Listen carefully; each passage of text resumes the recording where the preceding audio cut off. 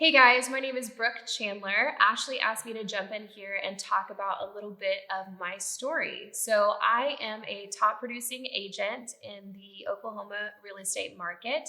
I lead a team of 9 agents, but years ago, that was not my story. I started out somebody just like you who started out with a why, and that was all I knew. I had no understanding of the business. I had no prior training, but I had a mission on my heart that was bigger than anything that I had to overcome to get there. So, I want to talk a little bit about graduated adversity. One of the things I want to share with you is that as you approach greatness and as you approach those refining moments in your life, there's going to be adversity. And as you get better at what you do, it's going to become harder. The good thing is as you approach these seasons, it gets easier with the things that you have went through previously, but you're still going to have adversity. People still have problems no matter what level they're at. So to stay focused and motivated, I just want to share a short excerpt of my story. So I am a single mother with 2 kiddos. I started out very young in real estate. I obtained my real estate license knowing no idea what the heck I was doing. As I started to grow, again, I prioritized that mission of changing my family's legacy, and I put my blinders on and I didn't allow anything to stop me. My day in and day out includes every morning I wake up incredibly early, earlier than anybody else, so that I can focus and invest in myself so that I can serve my clients and my family best. Following that, I take care of my physical self. I hit the gym. I make sure that my priorities are correct. And again, maintaining my relationship with myself so that I can maintain my relationship with others. I then get straight into working with my clients, helping them overcome things. Again, circling that why of changing legacies and helping people win. I want to tell you a little bit about my past. I did not come from success. I did not have a handout. I rarely had a hand up. But what I did have was a mission and a vision to change everything for myself. Year 1, I, again, had no idea what I was doing, but I went really hard and I was incredibly self-disciplined and I put in the hours that nobody else was putting in because I wanted something that nobody else had. So as I started jumping in, learning the curriculum, learning the processes, learning the systems, learning the business, it grew so exponentially that year 1, I was rookie of the year, and now I'm ranked 69th in the state of Oklahoma. That's huge. We're talking $22 million in business, which is absolutely astronomical for a single mother who has every excuse in the book to stop. What I want to encourage you, over the last several years, I have been through very, very much so difficult times. It was not easy for me. I approached seasons where I had a newborn as I was getting my licensing. I lost my twin daughters years ago. That was incredibly difficult for me.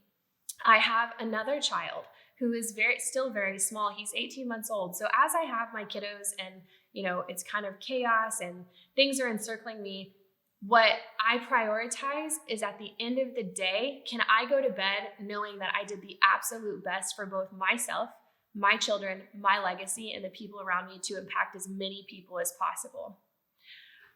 As I say this to you, I want to encourage you. A question that I get asked most often is, what motivates you? And I'm here to tell you a secret. You're not always going to be motivated. You're going to want to quit. You're going to want to throw the towel in because some things are so incredibly heavy that you carrying it alone, you don't think that you can make it. You still choose to carry it anyway. So as you pick those pieces up of those, trivial situations and those really hard circumstances, look at your why.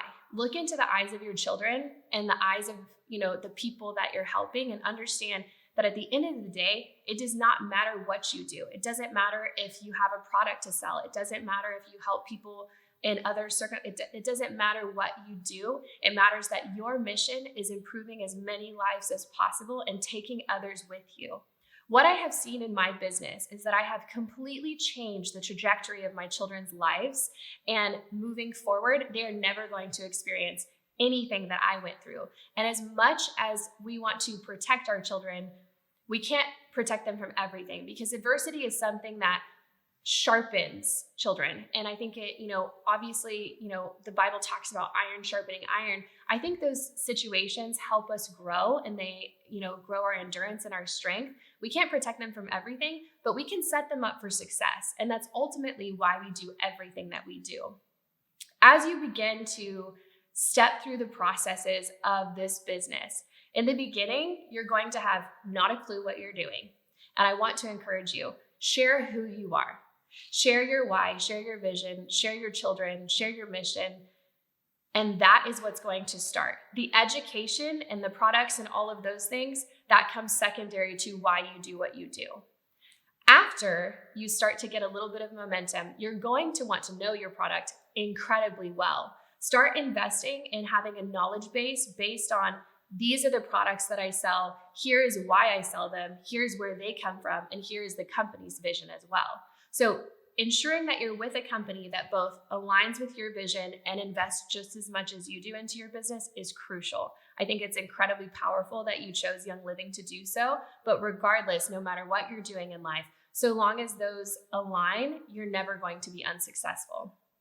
Moving into the brighter seasons of my life, I think something that people tend to forget is that you're still a human and that you're still walking through situations. And whether that be somebody at a traffic light, whether that be a circumstance in a relationship that you didn't foresee, whether that be adversity, from other parties, whatever the case is, you're going to approach these situations and you're going to have to stand your ground head on and tackle them. I think that something that is crucial to moving through these seasons is understanding every successful person on the planet, at the end of the day, when they lay their head on the pillow, they are still a person. They have exactly the same toolkit, the same drive, the same determination you have. The thing that differentiates winners from wannabes is consistency. So if you consistently show up for both yourself, your family, your clients, and your vision, there is no opportunity for failure. You will experience adversity, but you won't fail, especially if you're running just as hard as if the value of your vision is exactly in alignment with the value of your family, if that makes sense. So you're kind of on a little bit of a balancing act here. Your why has to be so big that it brings you to tears, because when the caffeine doesn't work, when the self-motivation doesn't work, whenever the podcasts aren't working, whenever those things aren't working, that is how you dig one level deeper. You dig deep when your eyes are tired and you're sitting in your bed at the end of the night at your computer and your kids have finally just going to sleep after sleep regressions and teething and all the things that you have going on as a mother. That is what's going to allow you to dig one more. One of the things that I want to prioritize. So there's a really good book by the name of The 10 Times Rule. I want all of you to read it. I know this is not curriculum that is sponsored or anything like that, but I will say something that propelled me with exponential growth was understanding that to have the level of business that I desired, I had to do 10 times what my peers are doing. For example, the average real estate agent in the state of Oklahoma does $2 million a year. I single-handedly, without my team, have done $22 million. That came from years of investing, years of showing up, day in and day out, 7 days a week, prioritizing, again, that vision, putting blinders on and saying, I don't care what other people are doing. I don't care who calls me crazy. I don't care who doesn't agree with this vision. At the end of the day, I know my intention.